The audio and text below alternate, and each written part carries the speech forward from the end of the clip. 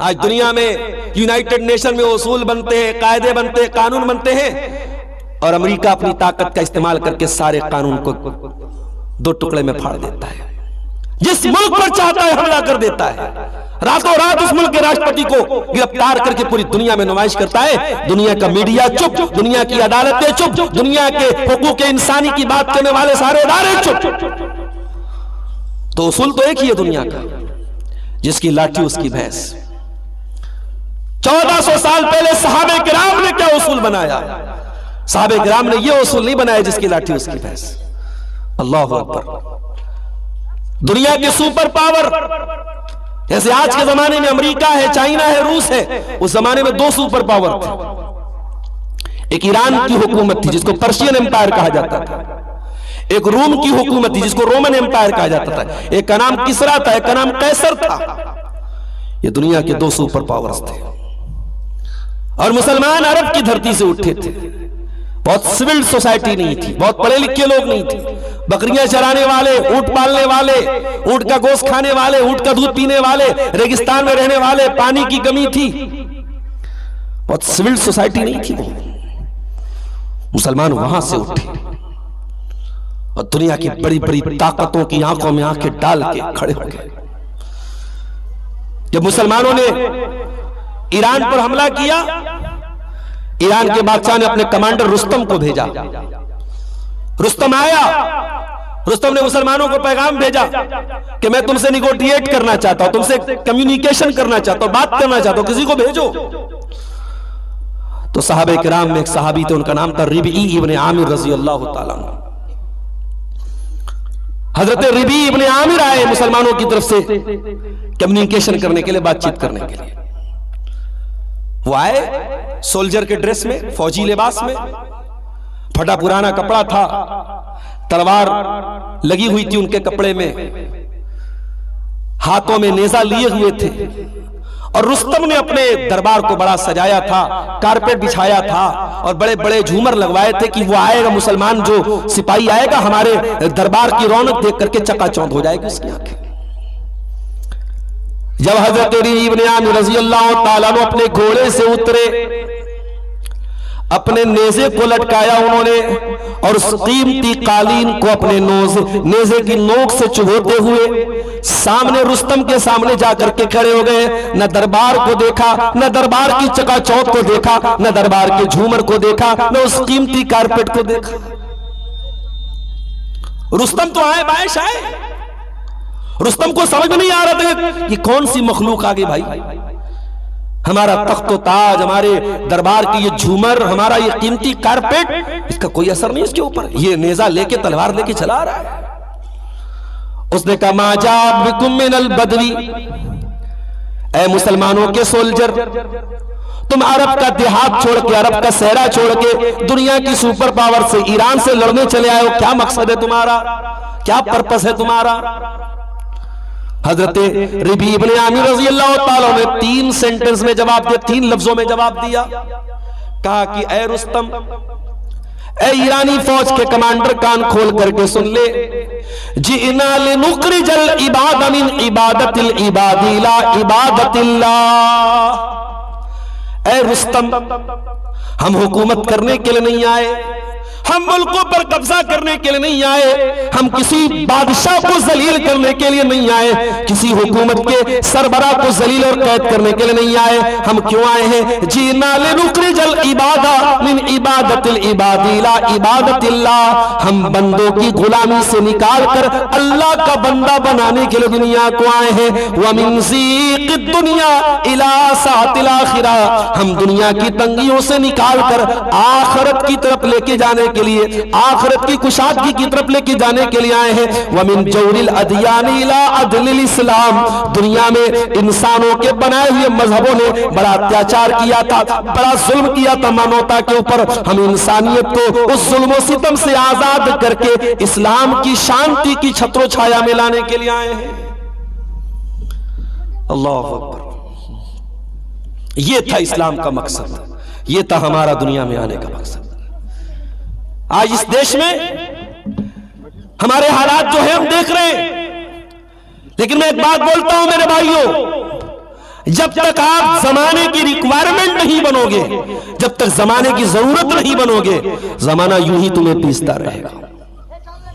अपने आप को इतना टैलेंटेड बनाओ, इतना काबिल बनाओ कि तुम एपीजे अब्दुल कलाम बन जाओ और इस मुल्क के राष्ट्रपति का ओहदा तुम्हें दिया जाए। तुम रिक्वायरमेंट बनो इस देश की, इस मुल्क की। दुनिया तुम्हारे कदमों को चूमेगी मेरे प्यारे साथी। और ये सब कुछ तुम इस्लाम पर अमल करके भी कर सकते हो मेरे साथियों। इस्लाम को छोड़ने की जरूरत नहीं है। कुरान की 2 आयतें मैंने आपके सामने पढ़ी थी खुतबे मसनूना के बाद। उन दोनों आयतों में अल्लाह ताला ने हमें 2 रास्ते बताए हैं जमाने में तरक्की करने का। पहली आयत मैंने पढ़ी थी कुरान के 2 पारे की सूरह बकरा की, या अय्युहल्लज़ीना आमनू उदखुलू फिस्सिल्मि काफ़ा, ऐ ईमान वालो इस्लाम में पूरे के पूरे दाखिल हो जाओ। ऐ अल्लाह, तू ही तो कह रहा है ईमान वाले, तू ही तो कह रहा है या अय्युहल्लज़ीना आमनू, ऐ वो लोगों जो ईमान लाए हो। ऐ अल्लाह, क्या ईमान लाने के बाद भी हम पूरे पूरे मुसलमान नहीं है? फरमाया नहीं नहीं, हो सकता है कि तुम ईमान का दावा तो कर रहे हो लेकिन अभी तुम इस्लाम में पूरे के पूरे दाखिल नहीं हुए हो सकता है तुम नमाज में तो इस्लाम पर चलने वाले हो लेकिन शादी ब्याह में तुम अपने गांव के, अपने इलाके के, अपनी बिरादरी के और अपने यहाँ के ट्रेडिशन पे चलने वाले बन जाओ। उदखुलू फिस्सिल्मि काफ़ा, ऐ ईमान वालो तुम इस्लाम में पूरे के पूरे दाखिल हो जाओ। बड़ा मुश्किल है रस्म रिवाज को तोड़ना, रस्म रिवाज की बेड़ियों को तोड़ना बड़ा मुश्किल काम है। नबी अकरम के दौर में एक रिवाज था, एडॉप्टेड सन को लोग सगा बेटा मानते। एडॉप्टेड मतलब समझते, मुंह बोला बेटा। जिस बच्चे को लोग गोद लेते थे उसको सगा बेटा मानते थे। अल्लाह के नबी सल्लल्लाहु अलैहि वसल्लम ने हजरत ज़ैद को मुंह बोला बेटा बनाया था। वो हजरत ज़ैद गुलाम बन के आए थे और अल्लाह के नबी की सरपरस्ती में आए थे। आपने बाप बन के उनको पाला था। दुनिया की नजर में ज़ैद अल्लाह के रसूल के बेटे बन गए, लेकिन इस्लाम की नजर में बच्चे को पाल लेने से या गोद ले लेने से वो बच्चा आपका सगा बेटा नहीं बन जाएगा। ये इस्लाम का कानून, इस्लाम का नियम है ये। तो वो बेटा जो मुतबन्ना हो, जो मुंह बोला बेटा हो, जो एडॉप्टेड हो, वो बेटा सगा बेटा नहीं होगा। अब बड़े गौर से सुनना मेरे भाई, ज़ैद की शादी होती है हज़रत ज़ैनब से, जो अल्लाह के नबी की फूफी की बेटी थी।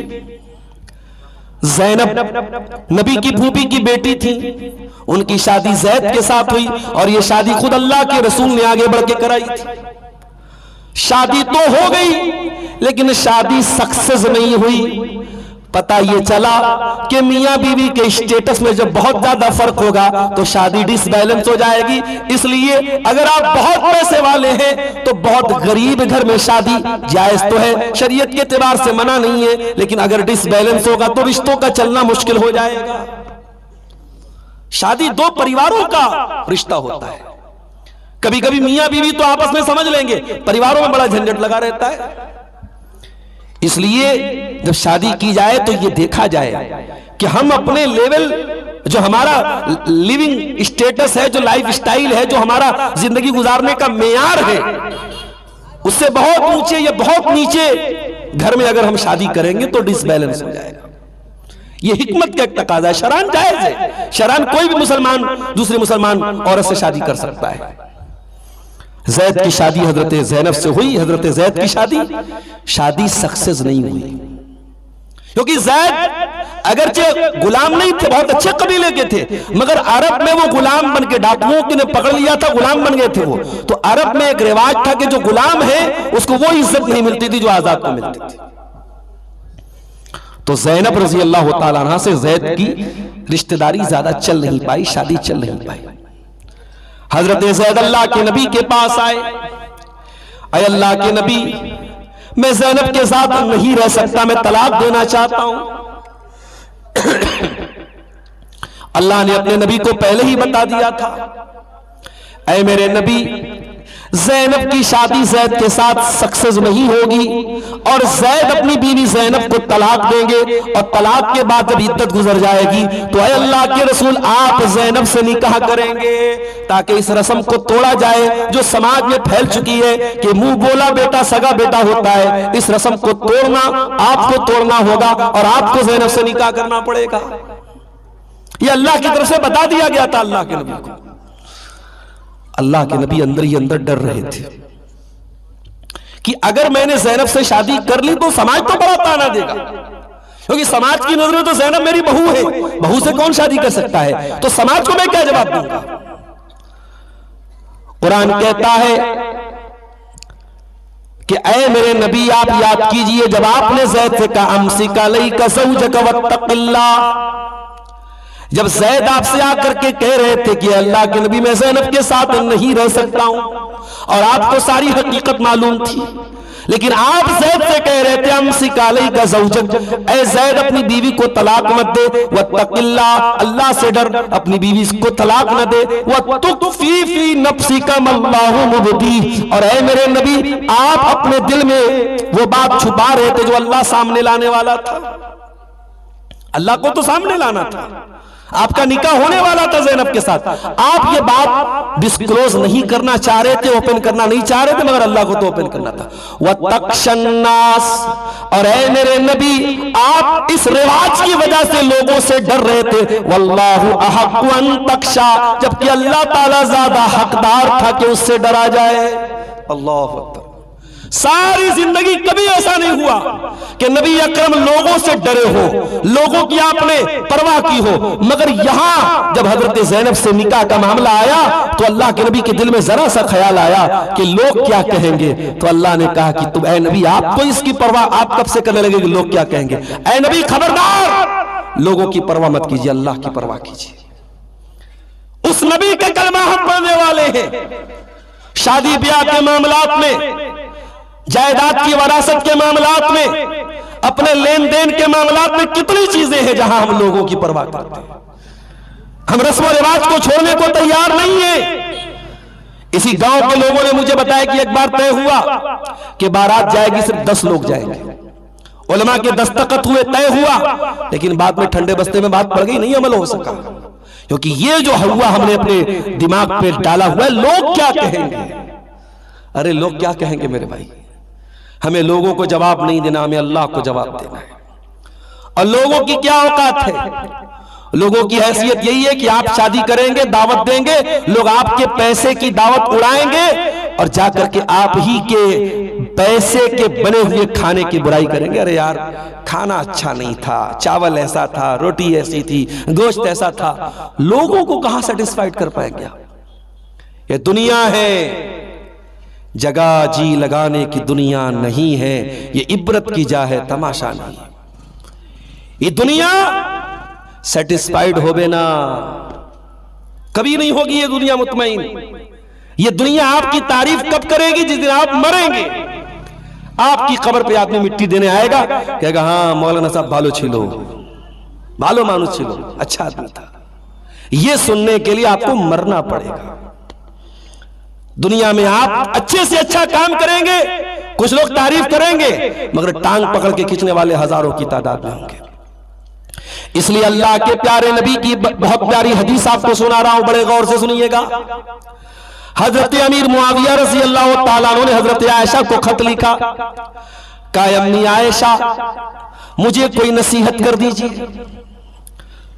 हजरत आयशा ने जवाब दिया, ऐ मेरे बेटे मुआविया, मैं तुमको नसीहत क्या करूं, मैं तुमको अल्लाह के रसूल की एक हदीस पढ़ के लिख करके भेज रही हूं। अल्लाह के नबी ने फरमाया, मैंने फरमाते हुए सुना है, आपने फरमाया मनिल तमसा रिदल्लाहि बिसखतिन्नास, जो लोगों को नाराज करके अल्लाह को राजी करेगा, कफाहुल्लाहु मऊनतन्नास, तो अल्लाह ताला उसके लिए काफी हो जाएगा। अगर आप लोगों को नाराज करके अल्लाह को राजी कर ले तो अल्लाह आपके लिए काफी हो जाएगा। वमनिल तमसा रिदन्नासि बिसखतिल्लाह, और जो अल्लाह को नाराज करके दुनिया को खुश करने की कोशिश करेगा, वकलहुल्लाहु इलन्नास, तो दुनिया तो खुश हो जाएगी मगर अल्लाह ताला खुश नहीं होगा। अल्लाह ताला आपको लोगों के हवाले कर देगा। और माँ और बाप के मरने के बाद तू बड़ा दान कर रहा है उनकी तरफ से कुर्बानी करना चाहिए कि नहीं, हज करना चाहिए कि नहीं, हर मसला पूछ रहा है। अगर आपके वालिद ने अपनी बहन को तरके में हिस्सा नहीं दिया, आपकी फूफी को यानी आपके वालिद ने, आपके अब्बू ने अगर अपनी बहन को हक नहीं दिया, तो आपके लिए लाजिम है कि आप वो हक दे दे, ताकि आपके वालिद की कब्र में पीठ लग सके, उनको कब्र में अजाब ना हो। ये फर्ज है आपके लिए।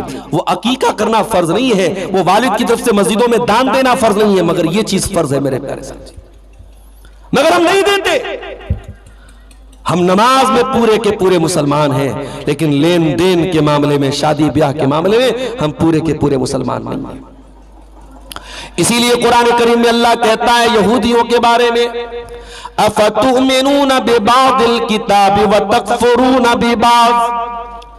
ऐ यहूदियों, तुमने अल्लाह की किताब के दो टुकड़े कर दिए, जो तुम्हारे मन की इच्छा के मुताबिक था तुमने ले लिया, जो तुम्हारे मन की इच्छा के खिलाफ था तुमने छोड़ दिया। तो तुम अल्लाह की किताब के एक हिस्से पर ईमान रखते हो और एक हिस्से पर तुम ईमान नहीं रखते हो। ऐ यहूदियों, कान खोल के सुन लो, फमा जज़ाउ मन यफ़अलु ज़ालिका मिनकुम इल्ला खिज़्युन फिल हयातिद दुनिया। दुनिया में जलील हो जाओगे तुम।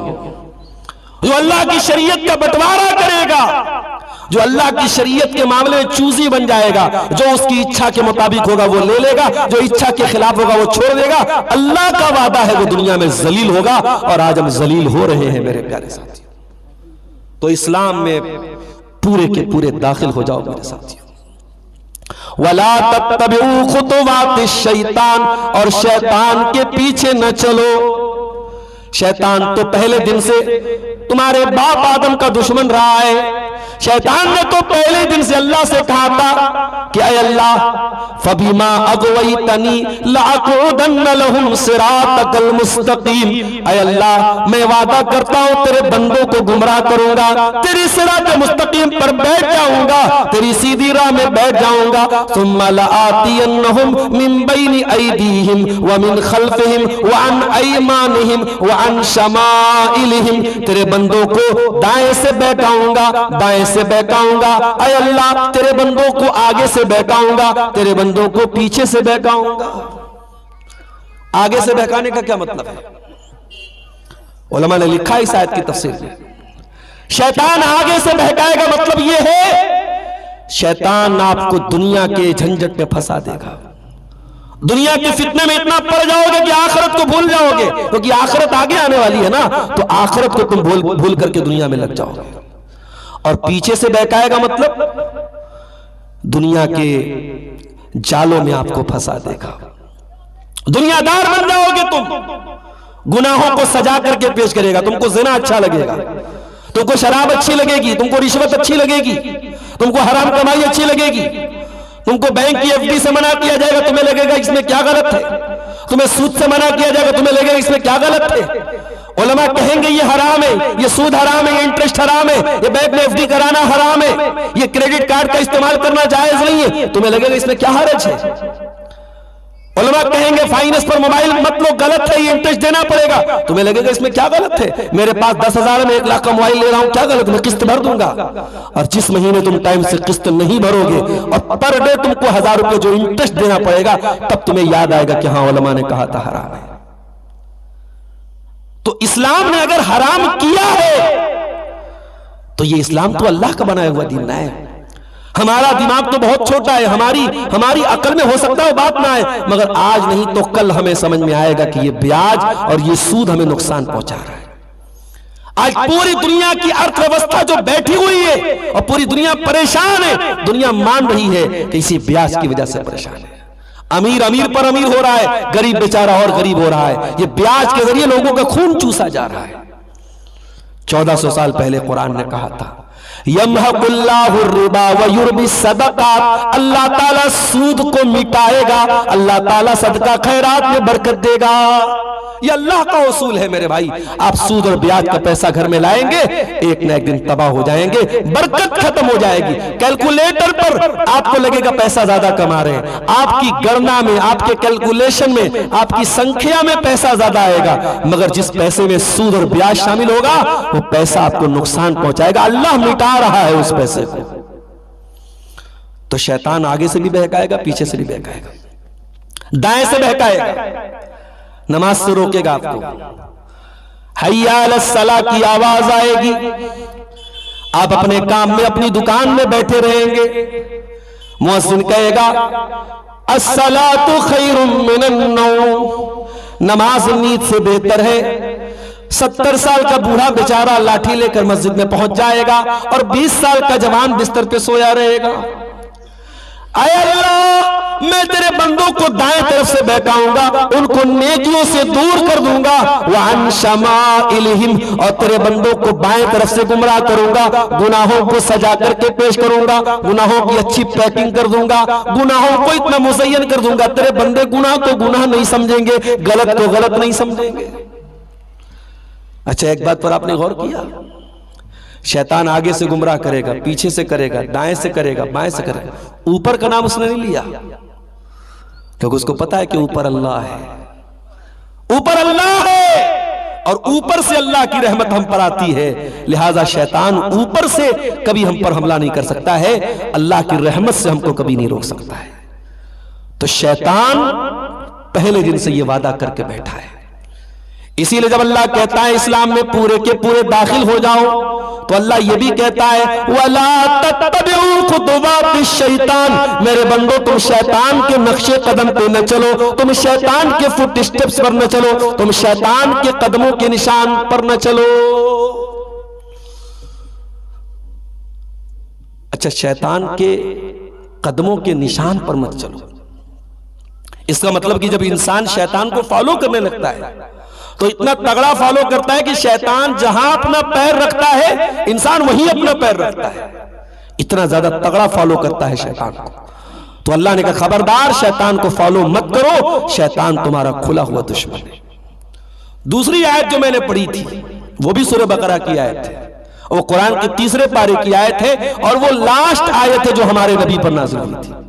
The last verse of the Quran revealed on the Prophet Muhammad sallallahu alaihi wasallam, अल्लाह के रसूल पर उतरने वाली आखिरी आयत, इस आयत के उतरने के बाद 7 दिन के बाद अल्लाह के नबी का इंतकाल हो गया था। कौन सी आयत है भाई? जरा कान खड़ा कर लो, जरा गौर से सुनो कि वो कौन सी आयत है जो अंतिम आयत थी, आखिरी आयत थी जो अल्लाह ने अपने नबी पर उतारी थी। वत्तकू यौमन तुरजऊन फीहि इलल्लाह, ऐ मेरे बंदो तुम उस दिन से डरो जिस दिन तुम अल्लाह की तरफ लौटाए जाओगे। दुनिया बहुत तरक्की कर चुकी है, साइंस आज चांद पर पहुंच चुकी है, अंतरिक्ष में इंसान सैर कर रहा है, मगर साइंस के पास भी इस सवाल का कोई जवाब नहीं, क्या दुनिया हमेशा रहेगी या दुनिया एक दिन फना हो जाएगी?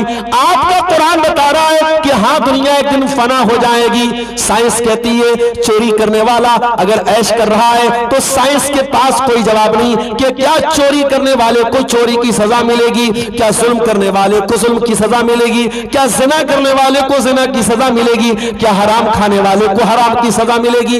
आपका कुरान बता रहा है जिस सवाल का जवाब साइंस नहीं दे पा रहा है उस सवाल का जवाब कुरान दे रहा है। फरमाया वत्तकू यौमन तुरजऊन फीहि इलल्लाह, ऐ मेरे बंदो उस दिन से डरो जिस दिन तुम अल्लाह के पास लौटाए जाओगे। अच्छा, कयामत होगी, हिसाब होगा, हमें अपने अपने अमल का हिसाब देना पड़ेगा। ऐ इंसान, तूने अगर एक माइक भी बनाया तो बेकार नहीं बनाया, माइक का एक मकसद था। तूने अपनी कलाई पर एक घड़ी भी पहनी तो बेमकसद न बनाई, कोई ना कोई मकसद था। तूने इतना बड़ा पिंडाल बनाया तो कोई ना कोई मकसद था। तूने ये लाइटें लगाई तो कोई ना कोई मकसद था। ऐ इंसान, तू तो अल्लाह की बनाई हुई मखलूक है, तू तो अल्लाह का बंदा है। तेरे छोटे से दिमाग में ये बात आती है कि हर काम का एक मकसद होना चाहिए। ऐ इंसान, अगर तुझको ये लगता है दुनिया ऐसे ही चलेगी, कयामत नहीं आएगी, हिसाब किताब नहीं आएगा, तो इसका मतलब तू ये ब्लेम कर रहा है, तू ये दावा कर रहा है, तू ये इल्जाम लगा आ रहा है कि अल्लाह ताला तो खिलवाड़ कर रहा है। अल्लाह ने इतनी बड़ी कायनात बनाई, जमीन बनाई, आसमान बनाया, और अल्लाह ताला बंदों को छूट भी देके रखा है कि वो जो चाहे अमल करे, और फिर अल्लाह हिसाब भी नहीं लेगा।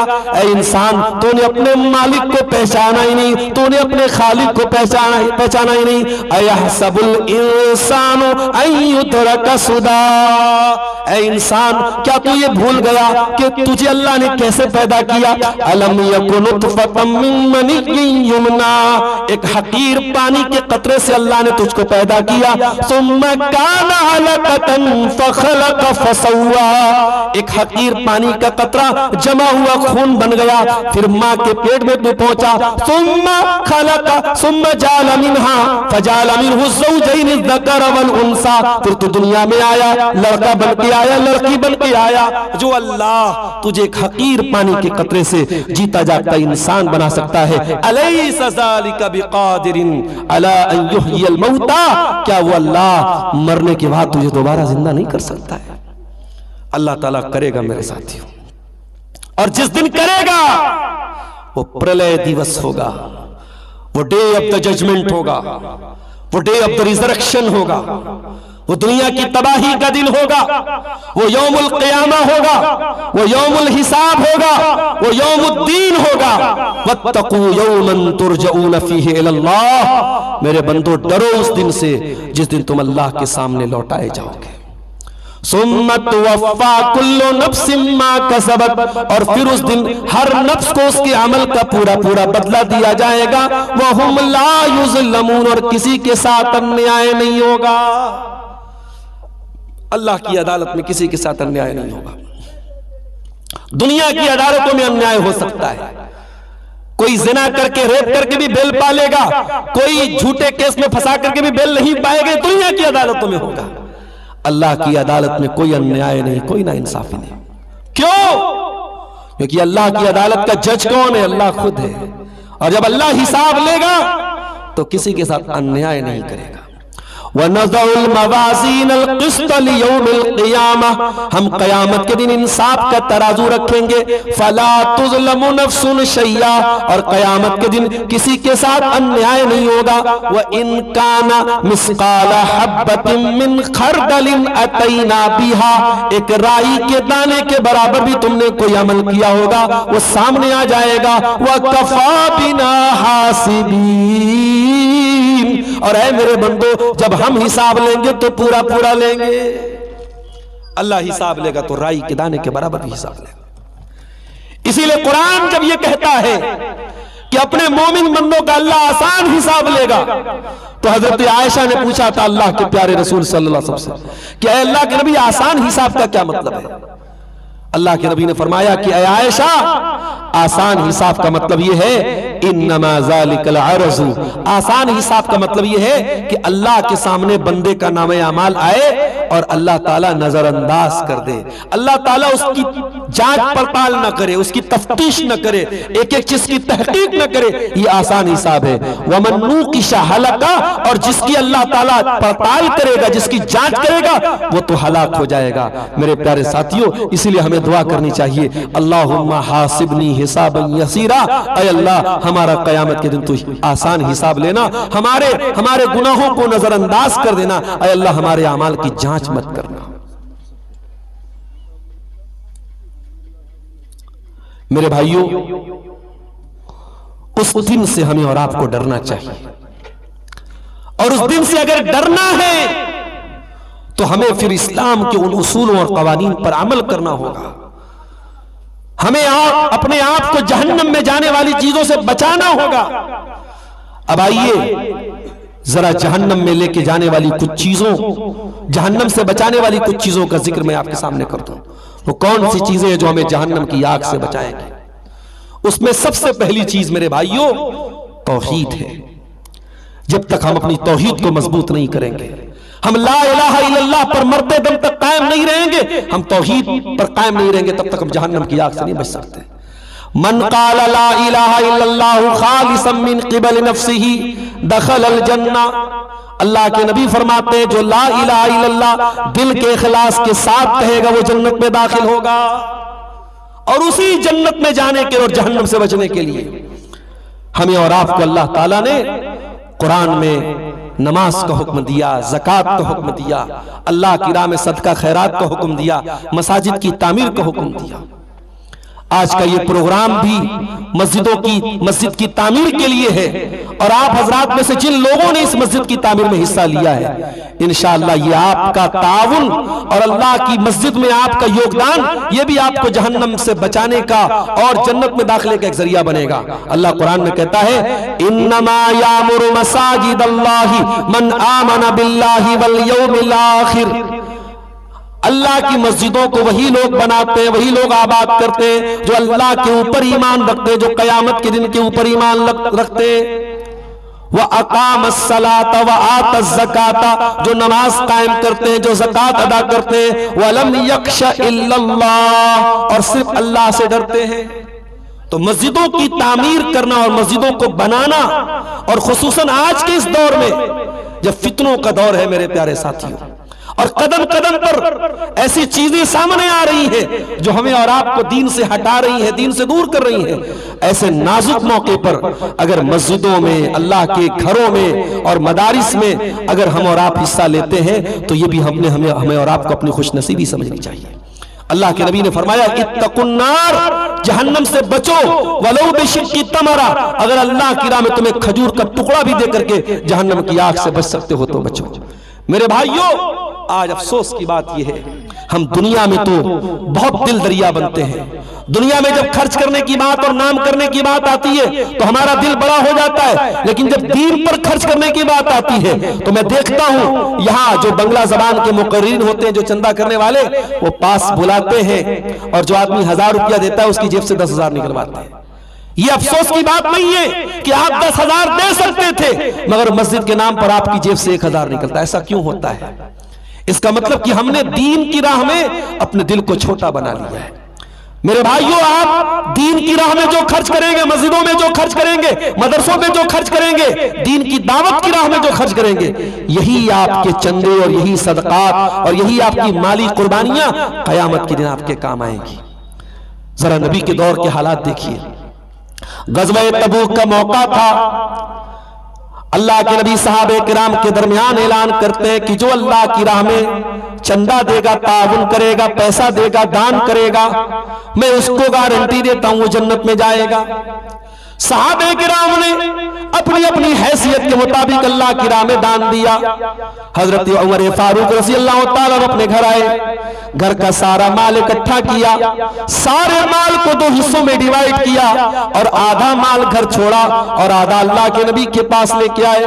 नबी ने पूछा, माँ अब कई तल अहलिक, ऐ उमर तुम इतना सारा माल लेके आए, घर वालों के लिए कुछ छोड़ के आए हो कि नहीं आए हो? परिवार के लिए कुछ छोड़ के आए हो कि नहीं आए हो? ऐ अल्लाह के नबी, आप चिंता न करें, मैं आधा लेके आया हूं, आधा छोड़ के आया हूं। उमर फारूक कहते हैं, मेरे दिल से आवाज आई, ऐ उमर हमेशा तू सेकंड नंबर पे आ जाता था, हमेशा तू नेकी के मामले में दूसरे नंबर पे आ जाता था, आज अबू बकर से भी तेरा नंबर आगे हो जाएगा, तू पहले नंबर पे चला जाएगा, तू अपने घर का आधा माल लेके आया है। गौर से सुनना मेरे प्यारे साथियों, दिल हमारे कितने छोटे हो गए जरा अंदाजा लगा।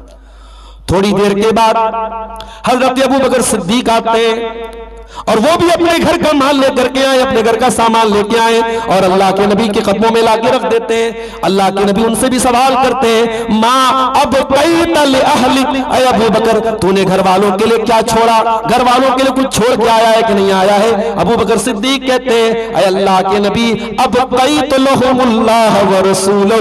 अल्लाह के नबी, आज इस्लाम को मेरे माल की जरूरत है, मैं घर वालों के लिए माल बचा के क्या करूंगा? अल्लाह के नबी, मैं सारा का सारा माल लेके आया हूं, मैं घर में झाड़ू लगा के आया हूं। ऐ अल्लाह के नबी, मैं घर वालों को अल्लाह और उसके रसूल के नाम पे छोड़ के आया हूं। उमर फारूक की आंखों से आंसू बहने लगे और उमर फारूक ने कहा, वल्लाहि मा उसाबिकुका अबदा, ऐ अबू बकर, उमर तेरा मुकाबला नहीं कर सकता। और आज हमारे हालात ये है, मस्जिदों के लोग मस्जिद दान देते हैं और बाप दान करके जाता है और बेटे जो है वो जमीन कहते नहीं, हमारे बाप ने कहा था, जो कहा था वो जमीन बेटे वापस ले लेते हैं। मदरसे की दान की गई जमीनों पर बेटे कब्जा कर लेते हैं। इसी हमारे मुल्क में कई मिसालें मैंने देश के मुख्तलिफ हिस्सों में देखी हैं। इसका मतलब यह हुआ कि माल की मोहब्बत हमारे दिलों में हद से ज्यादा आ चुकी है मेरे साथियों। वल्लाह ये माल यही रह जाएगा, सब ठाट पड़ा रह जाएगा। जब लाद चलेगा बंजारा, ये जमीनें यही रह जाएंगी, ये जायदादें यही रह जाएंगी, ये माल आपके वारिसों में बच जाएगा और आप अपने अमल को लेकर के कब्र में जाएंगे और वहां आपको अपने अमल का हिसाब देना पड़ेगा। इसलिए मेरे प्यारे साथियों, दुनिया की चंद रोजा जिंदगी में जहां तक हो सके, जितने नेकी के मौके मिले, जहां पर अपना माल अल्लाह ने आपको दिया है, अगर आप करोड़पति हैं तो भी, लखपति हैं तो भी, और अगर आप खाते पीते हैं अपने और अपने परिवार को ढंग की ग़िज़ा खिलाने के बाद, अगर आपके पास इतना माल है कि आप मसाजिद की मदद कर सकते हैं, मदारिस की मदद कर सकते हैं, तो जरूर किया कीजिए मेरे भाई। और ये बात याद रखिए, अल्लाह की राह में देने से कभी माल कम नहीं होता है। और ये मिसाल अगर कुरान बयान कर रहा है और अल्लाह के नबी अगर कहते हैं कि दो फरिश्ते होते हैं, एक फरिश्ता दुआ करता है अल्लाहुम्मा आते मुनफिकन खलफा, ऐ अल्लाह जो तेरी राह में खर्च कर रहा है उसको और ज्यादा दे, और दूसरा फरिश्ता बद्दुआ करता है अल्लाहुम्मा आते मुमसिकन तलफा, ऐ अल्लाह जो तेरी राह में नहीं दे रहा है, कंजूसी कर रहा है, अल्लाह उसके माल को बर्बाद कर दे। ये बात अगर नबी ने कही थी तो 100% सही कही थी, 100% सही कही थी, और आज भी उसकी मिसालें मौजूद हैं। अभी हमारे यूपी के एक साहब का फोन आया मेरे पास, मदरसा चलाते, वो गोरखपुर के इलाके में मदरसा चलाते हैं। मुझसे फोन पर रोने लगे, भर्राई हुई आवाज में कहने लगे, मौलाना डॉक्टर मूसा साहब 5000 नगद 5000 बाकी, दुआ की दरखास्त।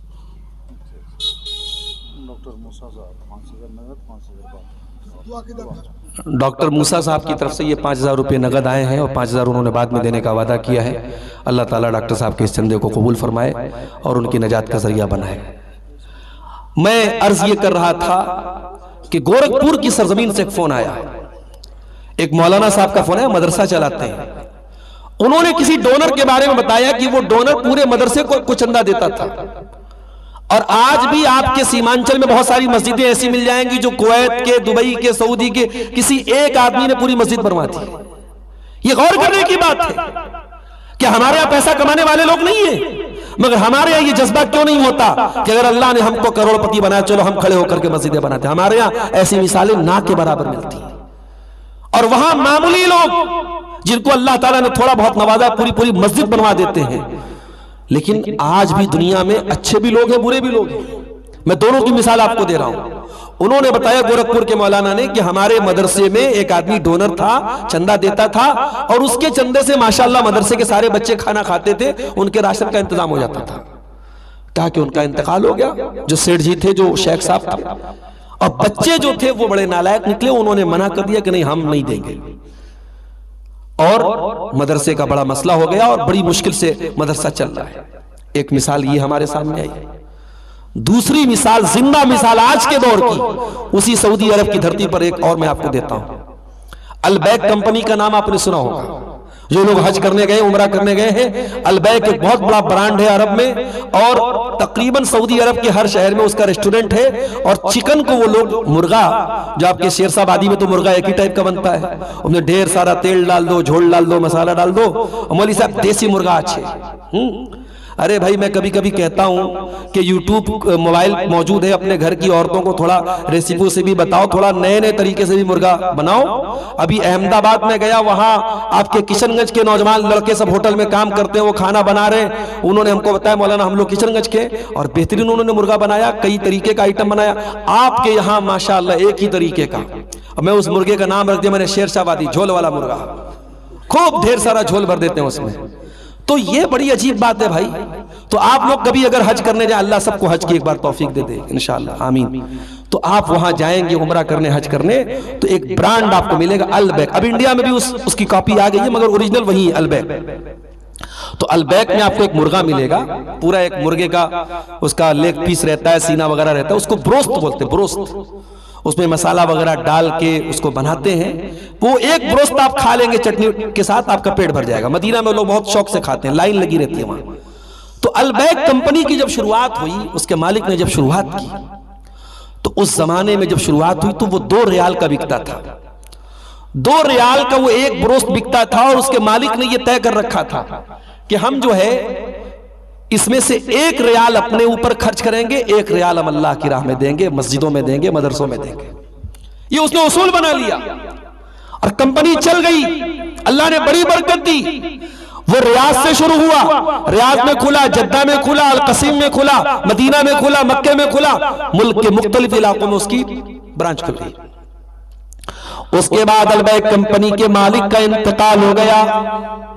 महंगाई के हिसाब से कीमत भी बढ़ गई और 2 रियाल वाला बुरुज 4 रियाल का मिलने लगा। जब कंपनी के मालिक का इंतकाल हो गया तो हर महीने जो कंपनी के मालिक ने वादा किया था, डोनेशन दिया करता था, चंदा दिया करता था। बाप के मरने के बाद वो मदरसे वाले, मस्जिद वाले, इदारे वाले, जहां पर भी वो डोनेशन दिया करता था, वो सब लड़कों के पास पहुंचे, कहा कि आपके अब्बा जान जो अलबैक कंपनी की जिन्होंने शुरुआत की थी, उन्होंने ऐसा ऐसा वादा किया था कि वो 1 रियाल अल्लाह की राह में दे दिया करेंगे अपने हर ब्रोस्त के पीछे, जो भी इनकम होगी वो 1 रियाल अल्लाह की राह में दे देंगे। तो अब आपके वालिद का इंतकाल हो गया है, वालिद तो मरते दम तक 1 रियाल देते रहे, अब आप लोगों का क्या कहना है? बेटों ने पूछा कि मेरे बाप ने कहीं लिखित दिया था, कहीं लिख करके दिया है आप लोगों को कि हम ऐसा देंगे? उन लोगों ने कहा नहीं, कहीं लिखित तो कोई हमारे पास कोई लिखित तौर पे तो कोई सबूत नहीं है, लेकिन हां शुरू से आपके वालिद का ये तरीका रहा है। मेरे भाइयों, एक बात कहता हूं, औलाद की पढ़ाई पर खर्च करते हो, बहुत अच्छी बात है। औलाद का कैरियर बनाने की चिंता करते हो, बहुत अच्छी बात है। थोड़ा सा इन्वेस्टमेंट औलाद की दीनदारी पर भी कर दो मेरे साथियों। मैंने दिल में औरतों से भी कहा था, 24 घंटे में 1 घंटा अपने बच्चों की तरबियत के लिए भी निकाल दो मेरी माँ और बहनों। क्या पता वो 1 घंटा काम आ जाए आपके बच्चों के। तरबियत का असर देखो मेरे प्यारे साथियों। आज के दौर के बच्चे, बाप अगर अल्लाह की राह में चंदा देता है, बच्चे इनकार कर जाते हैं। बाप की चंदा की हुई, दान की हुई, वक्फ की हुई जमीन पे कब्जा कर लेते हैं। मगर अलबैक कंपनी के मालिक, मुझे नाम याद नहीं है, उसके बेटों ने कहा अगर हमारा बाप हर बरोज की कमाई में 1 रियाल अल्लाह की राह में देता था, हमें कोई एतराज नहीं है। हालांकि कोई लिखित प्रूफ भी नहीं है, कोई तहरीरी सबूत भी नहीं है, लेकिन हमको मालूम है कि हमारा बाप ऐसा करता था और उसी बाप ने हमारी तरबियत की है। वो इदारे वालों, वो मस्जिद वालों, वो मदरसे वालों, हम तुमसे वादा करते हैं, हमारा बाप तो 1 रियाल दिया करता था, हम 2 रियाल अल्लाह की राह में दिया करेंगे हर बरोज की कमाई के पीछे। आप आज से तुम लिख लो, मेरे बाप ने तो लिख के नहीं दिया था, हम लिख के दे रहे कि तुम 2 रियाल अल्लाह की राह में ले लिया कर। अल्लाह अकबर। और वहां से 2 रियाल शुरू हो गया और अल्हम्दुलिल्लाह कंपनी आज भी तरक्की कर रही है और आगे बढ़ रही है। मेरे प्यारे साथियों, ये अल्लाह का वादा है, मगर अफसोस इसी बात का है कि हम माल की और दुनिया की मोहब्बत में इतने अंधे हो चुके हैं कि आज हम दुनिया की मोहब्बत में आखिरत के लिए हम कोई कुर्बानी देना, आज हुकूमत की तरफ से औकाफ के लिए जो कानून आया वो तो बाद में आया है, पहले हम अपने गरेबानों में झांके। आज वक्फ की हुई जमीनों पर मुसलमानों की कितनी जगहों पर मुसलमानों ने खुद कब्जा करके बैठे हुए हैं। वो कब्रिस्तान की जमीन है, ईदगाह की जमीन है, मसाजिद की जमीन है और लोगों ने उस पर नाजायज कब्जा करके लोग बैठे हुए हैं। मेरे प्यारे साथियों, हमें ये बात याद रखनी चाहिए, ये जमीनें, ये जायदादें सब यहीं रह जाएंगी, सब ठाट पड़ा रह जाएगा। जब लाद चलेगा बंजारा, अल्लाह क्या जाएगा तो हमारा अमल जाएगा। अल्लाह के नबी फरमाते हैं जब इंसान का इंतकाल होता है तो 3 चीजें उसके पीछे पीछे होती हैं, अहलुहु व मालुहु व अमलुहु। इंसान के घर वाले होते हैं, इंसान का माल होता है और इंसान का अमल होता है। माल तो जैसे ही इंसान मर जाता है फौरन रिश्ता नाता तोड़ देता है, माल तो दूसरों का हो जाता है। अहल अयाल जो होते हैं, घर वाले जो होते हैं, थोड़ा साथ निभाते हैं, जनाजा तैयार करते हैं, कफनाते हैं, दफनाते हैं, कब्र में डालते हैं, मिट्टी देते हैं, चले जाते हैं। लेकिन तीसरी जो चीज है अमल, वो इंसान के साथ रहता है, यहां भी साथ रहेगा और वहां भी साथ रहेगा।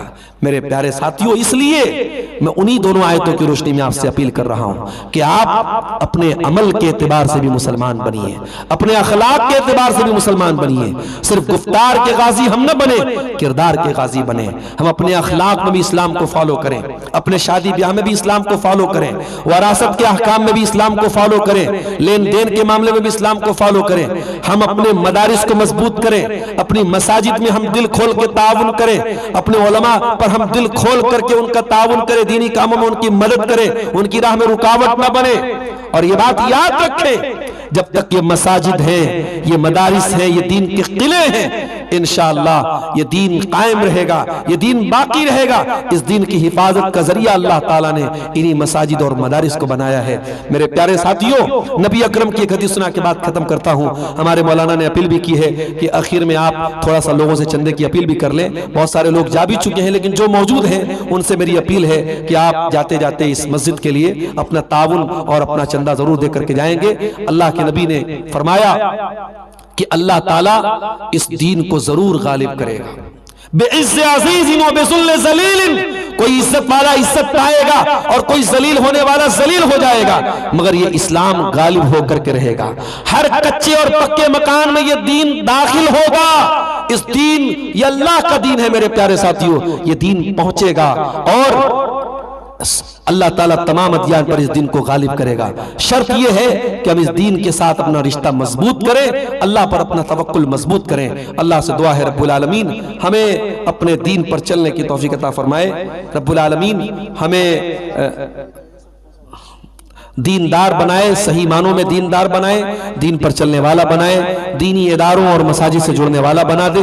जो हम में से बीमार है अल्लाह उनको शिफाए कामिला अजला अता फरमाए। जो रोजगार से परेशान है अल्लाह उनके कारोबार में बरकत नसीब फरमाए। जो भाई हमारे अभी तक इस मस्जिद में उन्होंने ताउन नहीं पेश किया है, मेरी उनसे अपील है, ये मस्जिद के तामीर के लिए और उसकी छत को तैयार करने के मुतालिक जलसा हुआ है, आप हजरात आगे बढ़ें और इसमें जरूर शिरकत करें। शेख जमालुल लैल नदवी हफिज़हुल्लाह का भी फोन आया और भी जिम्मेदारों की तरफ से भी फोन आया और इस तारीख पर इत्तेफाक हुआ और आज का ये प्रोग्राम मुनक़िद हुआ। और चूंकि ये छुट्टी का टाइम था,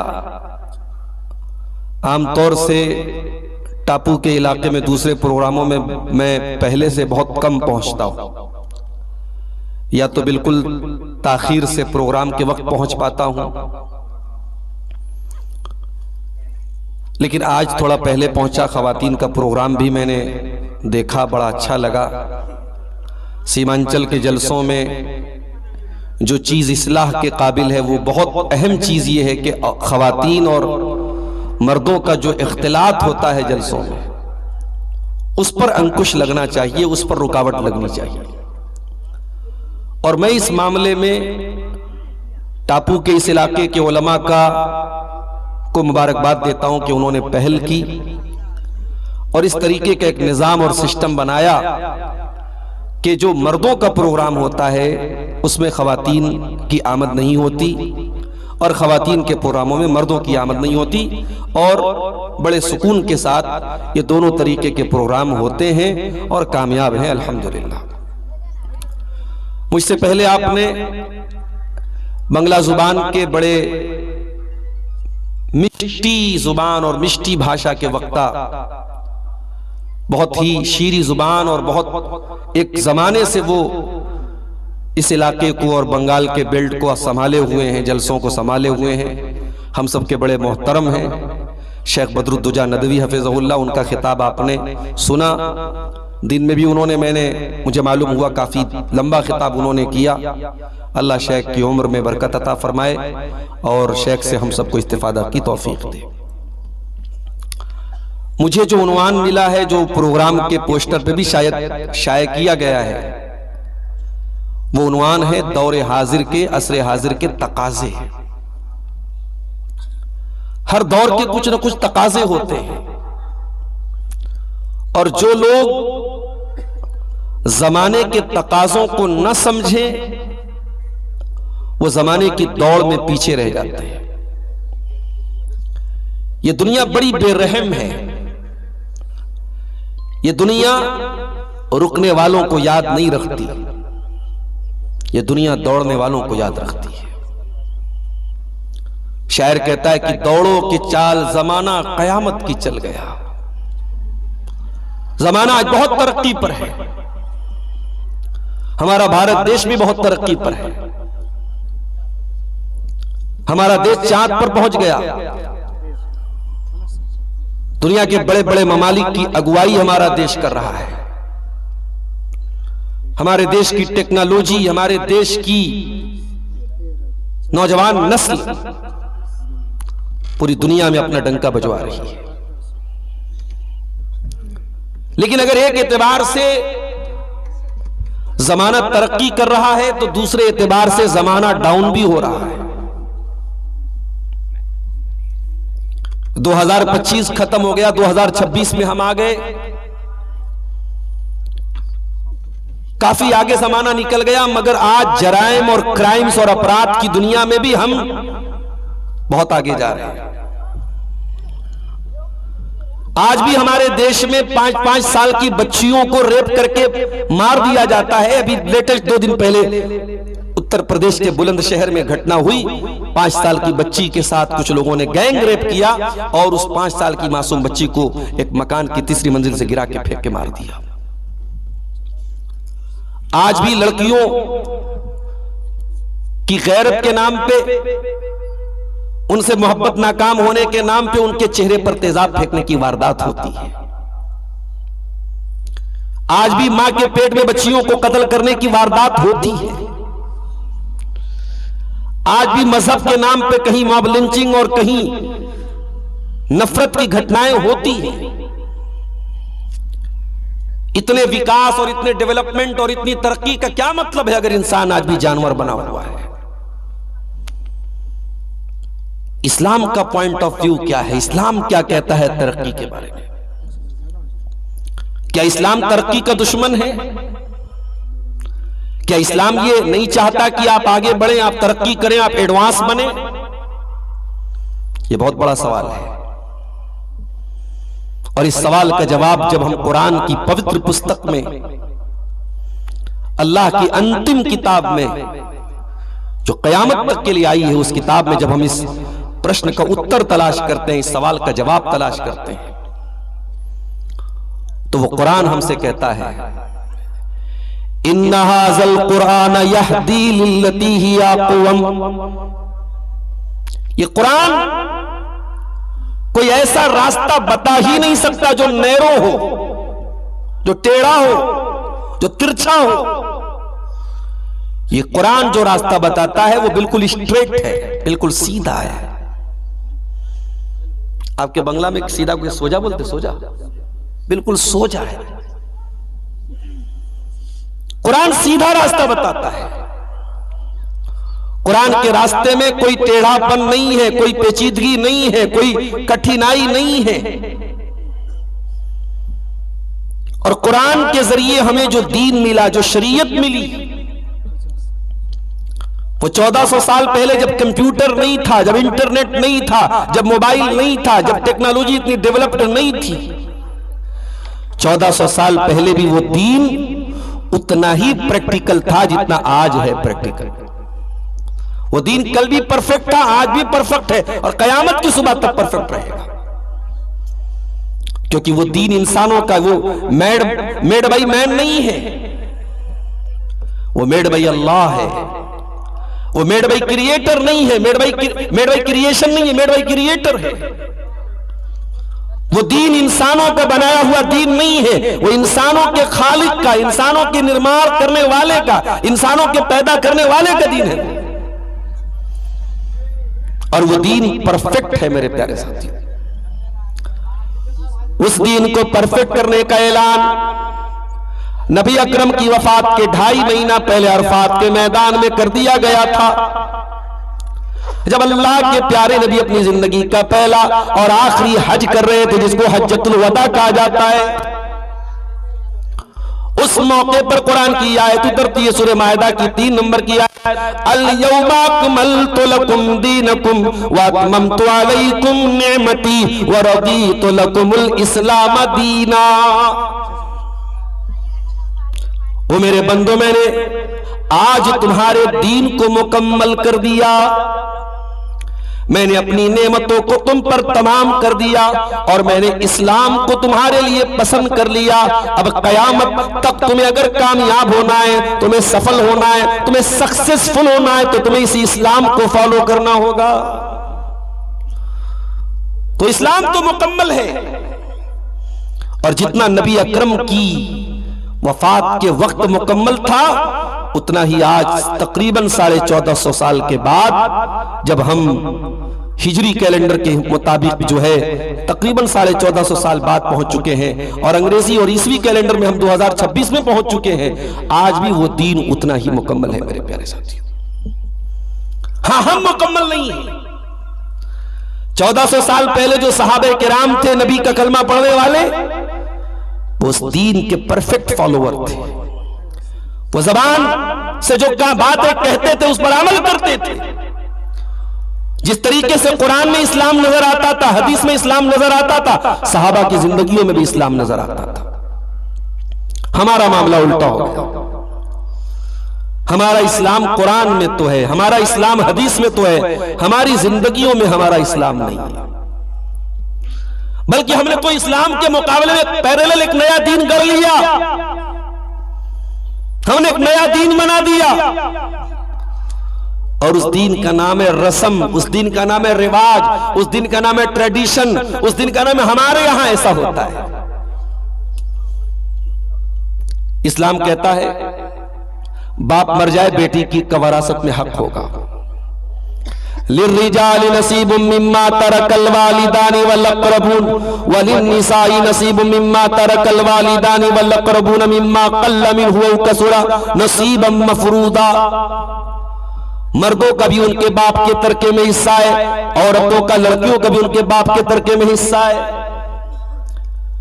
हमसे पूछा जाता है साहब आप क्या लड़कियों को वरासत मिलती है? नहीं, हमारे यहां नहीं दिया जाता है। इस्लाम ने निकाह का जो सिस्टम बनाया,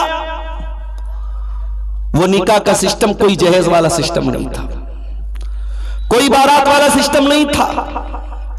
इस्लाम ने निकाह का जो सिस्टम बनाया, उसमें लड़की के बाप को कभी बैंक से लोन नहीं लेना पड़ेगा, उसको कभी जमीन गिरवी नहीं रखनी पड़ेगी, उसको कभी रोना नहीं पड़ेगा। इस्लाम ने निकाह का जो निजाम बनाया, उसमें बेटी बोझ नहीं है। और इस्लाम के मुकाबले में हमने जो सिस्टम बनाया, उसमें बेटी बोझ बन गई। बेटियों के साथ हम कितना जुल्म करते हैं अल्लाह की पनाह। सबसे बड़ा अत्याचार तो हम बेटी के साथ बताए क्या करते हैं? बेटी जब पैदा होती तो उसका सबसे पहला हक है कि हम उसकी पैदाइश पर खुश हों। हम तो यह हक भी नहीं देते। अरे जिसको 2-3 बेटियां हो तो लोग तो उसको ऐसी रहम की नजर से देखते हैं, ऐसी दया की दृष्टि से देखते हैं जैसे बेचारा बड़ा मजलूम है। अच्छा आप खाली बेटियां हैं, अल्लाह अकबर, तो बड़ा अत्याचार हो गया भाई इसके साथ। इसको केवल बेटियां हैं, बेटा नहीं है। बेटी पैदा होती है तो हॉस्पिटल की नर्स भी बेचारी और डर डर के कहती है माफ कीजिए बेटी हुई है आपकी। ये सिस्टम कौन बनाया? इसको किसने बनाया? इसको हमने बनाया। वल्लाह मुहम्मद रसूलुल्लाह सल्लल्लाहु अलैहि वसल्लम के दीन में बेटी बोझ नहीं होती है मेरे प्यारे साथियों। जिस समाज में बेटी बोझ थी, जिस समाज में बेटियां जन्म लेने के बाद कलंक मानी जाती थी, मार दी जाती थी, गाड़ दी जाती थी, जिस समाज में बेटी का बाप बेचारा अपनी शक्ल अपने समाज को नहीं दिखाया करता था, कुरान कहता है वइज़ा बुश्शिरा अहदुहुम बिल उन्सा ज़ल्ला वजहुहु मुस्वद्दन व हुवा कज़ीम। जिस बाप को लड़की पैदा होने की खुशखबरी सुनाई जाती है, जिस बाप से कहा जाता है तुम्हारे घर में लड़की पैदा हुई है, बाप का चेहरा काला पड़ जाता है। बाप अपने गम को छुपाता है कि क्या करूं, एक ही रास्ता है, या तो बेटी को जमीन में जाके लेके गाड़ दूं, या बेटी को पालूंगा तो समाज में जलील होना पड़ेगा। उस माहौल में अल्लाह ने अपने नबी को बेटियों का बाप बनाया।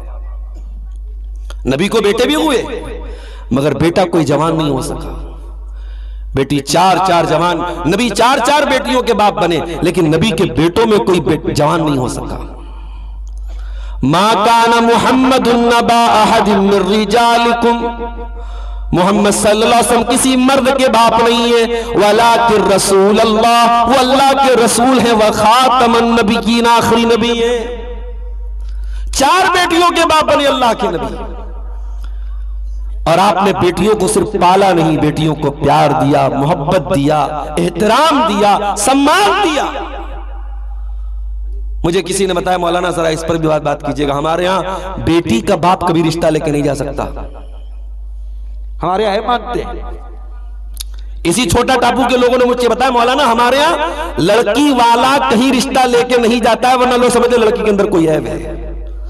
अल्लाह अकबर। ओ बेटी वालों, तुम्हारी बेटी जनाब मोहम्मद रसूलुल्लाह की बेटी से ज्यादा कीमती तो नहीं है, तुम्हारी बेटी हजरत उमर फारूक की बेटी से ज्यादा कीमती तो नहीं है। हजरत उमर अपनी बेटी का रिश्ता तलाश करे, अल्लाह के नबी अपनी बेटी का रिश्ता तलाश करे, और तुम समाज में ये रिवाज बना दो कि नहीं साहब बेटी का रिश्ता तलाश करना ये बहुत बड़ा पाप है। नबी ने 4-4 बेटियों को पाला, सबकी शादी भी की, सब अपने घर को गई, दामाद भी आपको मिले, नवासे भी आपके घर में पैदा हुए। आपने 4-4 बेटियों का हक अदा करके दुनिया को यह पैगाम दिया, ओ लोगों बेटियां बोझ नहीं है, बेटियां तो रहमत बन के आती हैं। आपने दुनिया को मैसेज दिया, मनिबतुलिया मिन हाज़िहिल बनाती शैअन कुन्न लहू सित्रम मिनन नार। जिसको अल्लाह ताला बेटी देकर के आजमाता है, जिसके घर में बेटी आती है एक इम्तिहान बन के आती है, एक परीक्षा बन के आती है, क्योंकि बेटा तो वो होता है जो आपके साथ रहेगा, आज भी साथ है कल भी साथ रहेगा। बेटी वो है जो जवान हो जाएगी, एक दिन उसको विदा करना पड़ेगा, उसको जवानी तक पालना पोसना होगा, उसके हुकूक का ख्याल करना होगा, और एक दिन उसे इज्जत के साथ विदा कर देना होगा, उसे अपने घर से रुखसत कर देना होगा। ये बेटियां बहुत बड़ी परीक्षा लेकर के आती है। जो इस परीक्षा में पास हो गया, नबी ने फरमाया कुन्न लहू सित्रम मिनन नार, वो बेटियां अपने मां बाप को जहन्नम की आग से बचाने का काम करें। जब बेटा होता है तो हम खुश होते हैं। किसी ने बड़ा अच्छा जुमला कहा कि जब बेटा होता है तो हम खुश होते हैं, और जब बेटी होती है तो अल्लाह हमसे खुश होता है। हमने तो उल्टा कर दिया मेरे भाई, हमने बेटी को बोझ बना दिया। जिसके घर में बेटी है, 4-4 बेटियां हैं, गरीब आदमी जाके पूछो उसका बुढ़ापा जवानी में ही आ जाता है, उसके माथे पर चिंता की लकीरें साफ नजर आ जाती हैं। और आपने समाज का सिस्टम क्या बना के रखा है, लड़की खूबसूरत है तो पहले ही रिश्ता आ जाएगा। और इसी समाज में यहां तक मैंने लोगों के मुंह से सुना है कि लड़की को तो वो पढ़ाता है जिसकी लड़की थोड़ी निमल हो, थोड़ी 19 हो, थोड़ी शक्ल सूरत में कम हो, वो लड़की को पढ़ा। हम क्यों पढ़ाएंगे, हमारी लड़की तो खूबसूरत है। ये बनात के इदारे उन लड़कियों के लिए खुले हैं जो लड़कियां कमजोर हैं, हुस्न जमाल में पीछे हैं, जिसकी लड़की खूबसूरत है उसे मदरसे में पढ़ाने की जरूरत नहीं है। ये आपकी सोच है, ये 2026 में आपकी सोच है, और इसी सोच का नतीजा है कि आज हम मजदूर हैं तो अपने बेटों को भी हम मजदूर बना के बैठे हैं। इतनी बड़ी बिरादरी है शेरशाहबादी की बिरादरी, अल्लाह ने बड़ी खूबियों से नवाजा है आपकी बिरादरी को, मगर आज भी आप गौर करें तालीम के मैदान में पीछे होने का नतीजा क्या है, बाप मजदूर तो बेटा भी मजदूर। कहीं रिवाज है जयपुर भेजने का, तो चलो भाई बेटा 10 साल का वो जाओ भाई जयपुर चले जाओ। कहीं रिवाज है मुंबई भेजने का, बेटा जहां 10-12 साल का वो पढ़ाई छुड़ा दो, स्कूल और मदरसे से निकालो, जाओ भाई मैं कमा रहा हूं महीने का 20,000, तुम भी 20,000 रुपया महीना कमाओ। यानी हमारी सोच इसके आगे नहीं जा रही है। हम मजदूर तो अपने बेटे को भी हम मजदूर ही बनाएंगे। हमसे यह नहीं हो सकता कि हम थोड़ा कुर्बानी देके अपने कुछ बच्चों को डॉक्टर भी बना दे। हमारी कौम को डॉक्टरों की बड़ी जरूरत है। लॉकडाउन में हमने महसूस किया मुसलमानों के इलाकों में हॉस्पिटलों की कितनी कमी है। लॉकडाउन में जब बनारस जैसे शहरों में मजहब के बुनियाद पर भेदभाव हुआ, तब मुसलमानों को महसूस हुआ कि नहीं, हमारी कौम में कुछ डॉक्टर भी होने चाहिए, कुछ हॉस्पिटल्स भी होने चाहिए। ऐसे नाजुक मौके पर हमें याद आया। हम कब जागेंगे मेरे प्यारे साथियों? तो जमाने का तकाजा यह है कि जमाने से कदम मिला करके चला जाए मेरे साथियों। लेकिन हां, इसको इस्लाम को गंवा करके, इस्लाम को छोड़ करके आपको जमाने से कदम नहीं मिलाना है। तरक्की करना है मगर दीन की कीमत पर नहीं करना है, ईमान की कीमत पर नहीं करना है। आज बहुत सारे नौजवान बच्चे अपने गांव से जब परदेश कमाने जाते हैं, चाहे आपके सीमांचल के बच्चे हो, चाहे हमारे बनारस के भी बच्चे हो, कारोबारी हालत हर जगह खराब हुई है। जब वो परदेश में जाते हैं तो ऐसा भी होता है, बल्कि ज्यादातर ऐसा होता है, वो बच्चे जब वहां कमाने जाते हैं तो एक ही धुन सवार होती है कि हमको कमाना है। वो बच्चे कहीं कोई कपड़े की बुनाई का काम कर रहा है, कोई कपड़े की सिलाई का काम कर रहा है, जो भी वो काम कर रहा है, वहां जाने के बाद हालात ये होते हैं, नमाज तो छोड़ दो, जुमा तक की नमाज हमारा नौजवान नहीं पढ़ता है। अभी आपके इसी गांव के एक साहब ने बताया कि मुंबई में कुछ नौजवान इसी टापू के इलाके के वहां जाके काम करते हैं और सैकड़ों की तादाद में है, और जुमा तक वो नहीं पढ़ते थे। बड़ी मुश्किल से समझाया गया तो जुमा शुरू हुआ। मेरे प्यारे साथियों, हम दीन छोड़ करके तरक्की करें, ये तरक्की नहीं है। इमाम मालिक का जुमला याद रखो। इमाम मालिक ने बड़ी प्यारी बात कही थी। क्या कहा था? लन यसलु आखिरु हाज़िल उम्मति इल्ला बिमा सलह बिही अव्वलुहा। इस उम्मत में बाद में आने वाले लोग कामयाब नहीं हो सकते मगर उसी फॉर्मूले से जिस फॉर्मूले से पहले के लोग कामयाब हुए। आज भी हमें अगर तरक्की करना है तो कोई नया फार्मूला नहीं आएगा, वही फार्मूला होगा जिसको सहाबा लेकर के जमाने में जिसको तरक्की की सहाबा ने। और सहाबा ने कैसी तरक्की की? अल्लाहु अकबर।